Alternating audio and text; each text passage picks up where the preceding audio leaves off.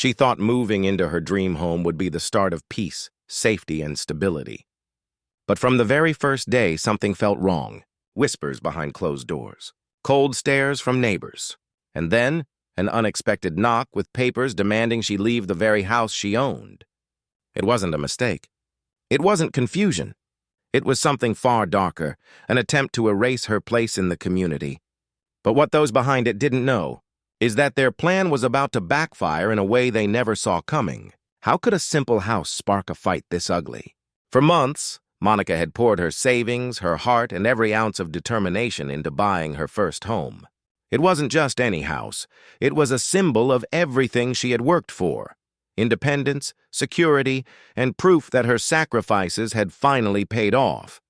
She imagined family cookouts on the lawn, quiet evenings reading by the window, and the joy of building a life in a community where every house looked pristine, every hedge neatly trimmed. At first, the neighborhood seemed picture-perfect. Smiling families on porch swings, manicured lawns glistening under the sun. It looked like the kind of place where nothing bad could happen. But Monica soon noticed the cracks beneath the polished surface. Neighbors who waved at others hesitated to acknowledge her. Conversation stopped when she walked by, and though she tried to brush it off, there was an undercurrent in the air, an almost invisible barrier that left her feeling like she never fully belonged. Still, she held her head high. She was proud to finally call herself a homeowner. What she didn't know was that behind closed doors, someone was preparing to challenge her very existence there, and the confrontation ahead would turn her dream home into the stage for a battle she never asked for. At first, the notices looked like routine HOA reminders, tiny letters left on her doorstep citing minor infractions. Monica's grass was too long. Her garbage bins weren't placed correctly. A flower pot by her mailbox wasn't in compliance. It all seemed petty, but she paid no mind, assuming the same rules applied to everyone. But soon, the complaints grew sharper, more personal. Strangers in the neighborhood stared, whispering as she walked her dog. Some mornings, she found scraps of paper slipped through her door with crude notes about standards and people belonging elsewhere. Each one carried the same sting. She was being watched, judged, targeted. Then came the HOA meeting notice. Printed in bold letters, it stated that Monica had repeatedly violated community guidelines and warned her that her residency was under review. Her heart sank as she read the words again and again. Residency under review. How could they review her right to live in the home she bought with her own money? The following days felt heavier. Every trip outside came with suspicious glances. A neighbor's child once smiled at her, only to be pulled inside quickly by his mother. Lawn after lawn looked welcoming, yet her own was treated as if it didn't belong. By the time Monica walked into the community meeting, she could feel every eye assessing her. At the front stood the HOA president, a woman with a crisp suit and a scowl that seemed permanently etched onto her face. With papers in hand, she leaned into the microphone and declared Monica had failed to comply with neighborhood expectations. She spoke with authority, as if her words alone would seal Monica's fate. But Monica wasn't silent. She held her ground, her documents clutched tightly against her chest, the mortgage papers, the legal proof that she owned her home. Behind her, the murmurs grew louder. Some nodded with the HOA president's words. Others simply watched, waiting to see how the drama would unfold. Every accusation leveled against her felt more absurd. Non-standard paint colors, improper landscaping, failure to preserve community harmony. Harmony? Monica thought. They didn't care about harmony. They cared about control. As the meeting dragged on, the so-called violations stacked higher until finally, the president delivered the ultimatum. Monica must vacate her home within 30 days, or the HOA would take action to remove her. Gasps rippled through the room, but no one spoke up. She had seen enough. Her hands trembled, not from fear, but from the fury of knowing she was being erased in slow motion, cornered in the very place that was meant to give her safety. As Monica scanned the room, her eyes locked with a neighbor who quickly looked away.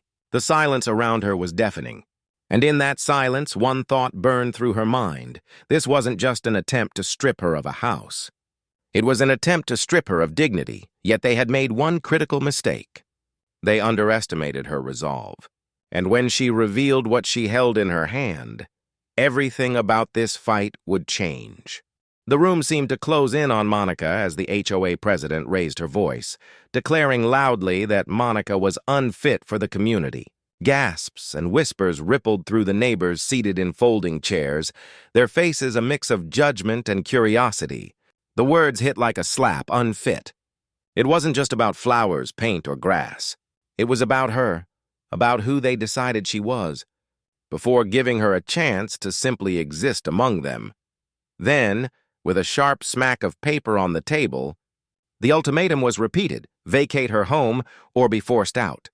Monica's heart pounded in her chest.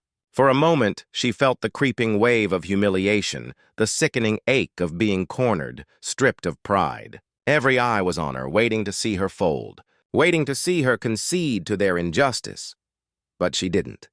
Slowly, she lifted the paper she had held since the meeting began, the deed to her home, stamped, sealed, and ironclad. Her voice, steady but firm, cut through the murmurs like a blade. She spelled out what the president never anticipated. This was her house. Bought with her money, secured with her work, protected by law. The HOA president faltered. The authority in her face cracked, her hands trembling just slightly as Monica laid the documents down for everyone to see. A silence settled over the room, heavier than words. Every accusation, every intimidation tactic, they evaporated in that moment.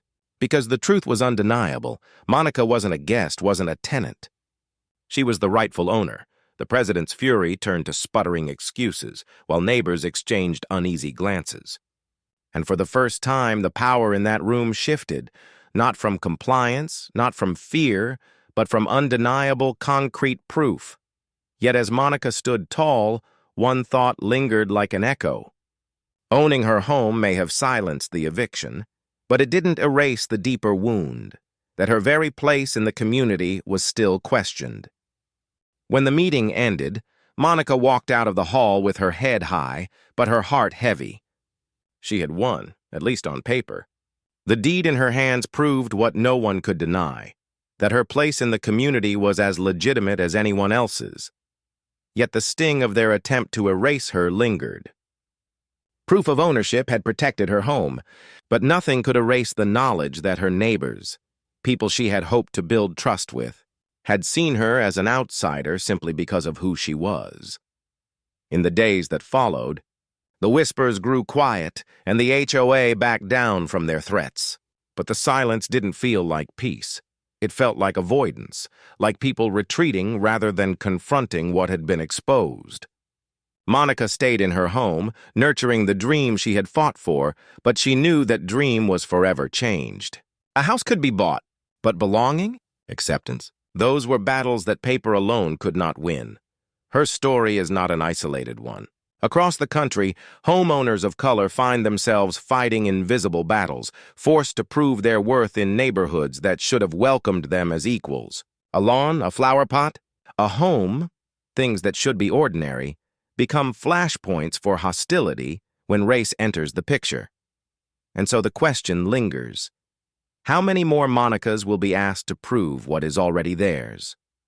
How long will communities measure who belongs not by deeds or character, but by prejudice? Because the truth is simple. No one should have to fight for the right to exist where they already belong.